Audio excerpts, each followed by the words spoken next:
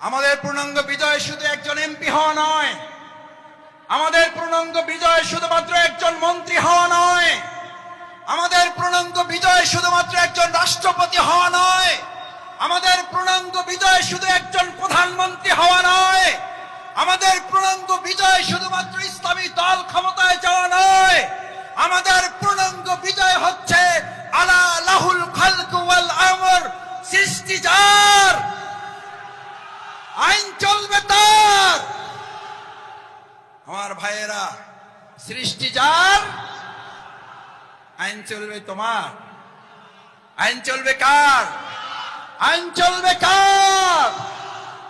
বাংলাদেশ আজ সেরকম একটা সুন্দর কল্যাণমূলক রাষ্ট্র বিনির্মাণের জন্য এখানে যারা এসেছেন, কোরআনের প্রেমে যারা বসেছেন, কিসের উপরে বসেছেন এটা চিন্তা করেন নাই।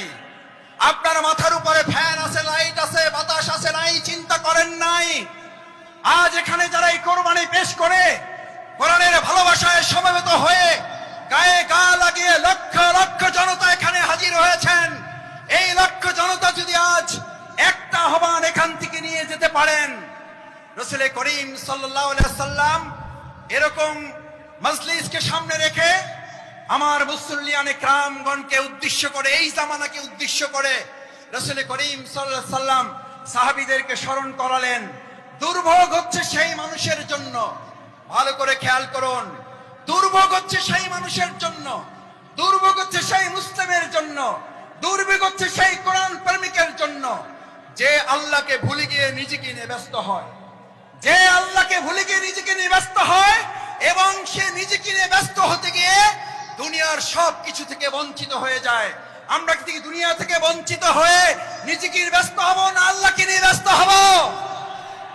আমার ভাইয়েরা আসুন, আজ সেই কারণে রাসূল করিম সাল্লাল্লাহু আলাইহি ওয়াসাল্লাম বললেন, আব্দুল্লাহ ইবনে মাসউদ হাদিসটি বলে আমার কথা শেষ করে, আব্দুল্লাহ ইবনে মাসউদ রাদিয়াল্লাহু তাআলা আন قال قال رسول الله صلى الله عليه وسلم ويقولون ما لا يفعلون।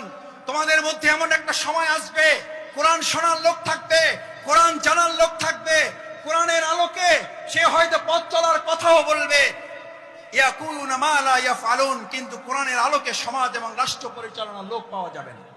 ওয়া ইয়াফআলুনা মা লা ইউমারুন, আবার কিছু কাজ করলেও কোরআনের পূর্ণাঙ্গ রূপ বাস্তবায়ন হবে না।